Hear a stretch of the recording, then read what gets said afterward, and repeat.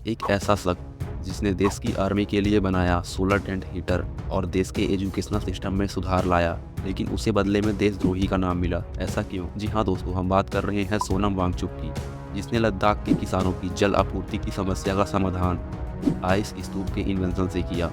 अब सवाल ये उठता है कि यह शख्स इंजीनियर है या इनोवेटर है या देशद्रोही है। सोनम वांगचुक का जन्म 1966 में लद्दाख के उलेटोप्पो गांव में हुआ था। इस गांव में एक भी स्कूल नहीं थी। ये अपनी शुरुआती शिक्षा अपने माँ से घर पर ली। 9 साल की उम्र तक उनकी माँ ने उन्हें मातृभाषा में पढ़ाया लिखाया। 9 साल के बाद उन्होंने दुनिया देखी। सोनम वांगचुक ने 1987 में लगभग 21 साल की उम्र में NIT श्रीनगर से मैकेनिकल इंजीनियरिंग की डिग्री पूरी की।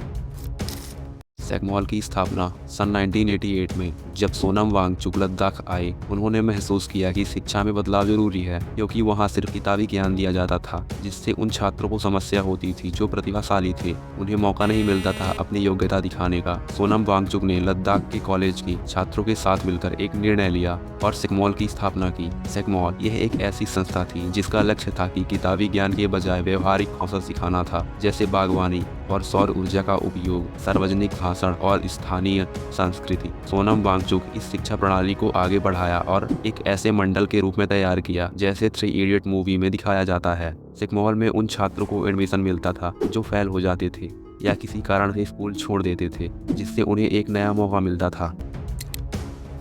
ऑपरेशन न्यू होप इस आंदोलन की शुरुआत 1994 में सोनम वांगचुक ने अपने साथियों के साथ किया, जिसका उद्देश्य यह था कि शिक्षा में बदलाव, क्योंकि ऐसी शिक्षा बच्चों के लिए विदेशी और अप्रभावी मानी जाती थी, जिसमें सिर्फ किताबी ज्ञान दिया जाता था। और ऐसी शिक्षा किस काम की जिसमें बच्चे अपनी समस्या का समाधान न कर पाएं। और इस आंदोलन ऑपरेशन न्यू होप का परिणाम आश्चर्यजनक रहा। 1996 में 5% से लेकर बढ़कर 2015 तक में 75% तक छात्रों के पास होने का रिकॉर्ड बन गया। आइस स्तूप इन्वेंशन क्या होता था कि लद्दाख में सर्दियों में नदियों का पानी व्यर्थ बहता था। सिर्फ कुछ महीनों बाद जब गर्मी आती थी तब पानी की कमी हो जाती थी। तो इस समस्या का समाधान करने के लिए सोनम वांगचुक ने सन 2013 में सेगमॉल द्वारा एक इन्वेंशन किया जिसका नाम था आइस स्तूप। यह कार्य कैसे करता है चलिए जानते हैं। ऊंचाइयों में जहाँ पानी बहता था उन्हें पाइप की सहायता से नीचे लाया जाता था। फिर 50 से 60 फीट ऊंची पाइप लगाकर उस पानी के फुव्वारे मरवाए जाते थे, जिससे क्या होता था कि बाहर का तापमान -15 डिग्री सेल्सियस से -30 डिग्री सेल्सियस की बीच में रहता था। तो पानी बौछार होकर जो नीचे आता था वह जम जाता था, क्योंकि बौछार की बूंदें काफी छोटी होती हैं और बाहर का टेम्परेचर इतना कम था कि वहां पानी फ्रीज हो जाता है। जो पानी फ्रीज होता था वह शंकु की आकार बना देता था, जो बौद्ध स्तूप की तरह दिखता था, इसलिए इसे आइस स्तूप कहा गया है। तो यह पानी जो फ्रीज हुआ, इसका उपयोग कुछ इस प्रकार किया जाता था। गर्मियों में इसे पिघलाकर इसके पानी को सिंचाई या अन्य कार्यों में उपयोग किया जाता था, जिससे किसानों की काफी मदद होती थी।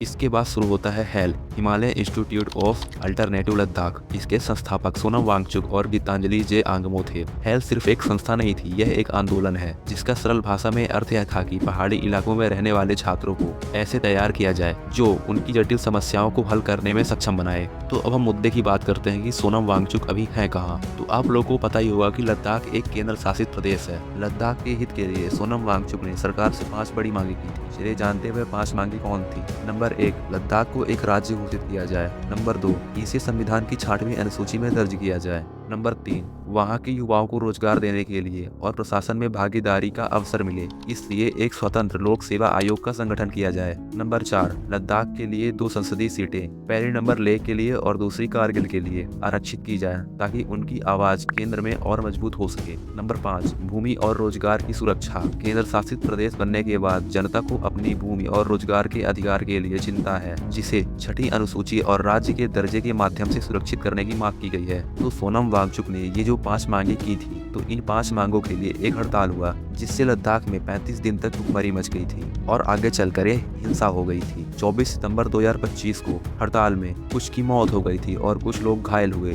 इसके जिम्मेदार सोनम वांगचुक को दर्शाया गया। अंततः उन्हें 26 सितंबर 2025 को जोधपुर केंद्रीय जेल में NSA के तहत गिरफ्तार करके हिरासत में लिया गया, जो कि राजस्थान में है। उनकी पत्नी ने उनकी रिहाई के लिए सुप्रीम कोर्ट का दरवाजा खटखटाया है। तो दोस्तों, आपकी नज़र में सोनम वांगचुक कैसे शख्स हैं? कमेंट में अपनी राय जरूर दें और जानकारी अच्छी लगे तो वीडियो को एक लाइक और चैनल को सब्सक्राइब कर लें, ताकि ऐसी अपडेट आपसे मिस ना हो। मिलते हैं अगले वीडियो में। धन्यवाद।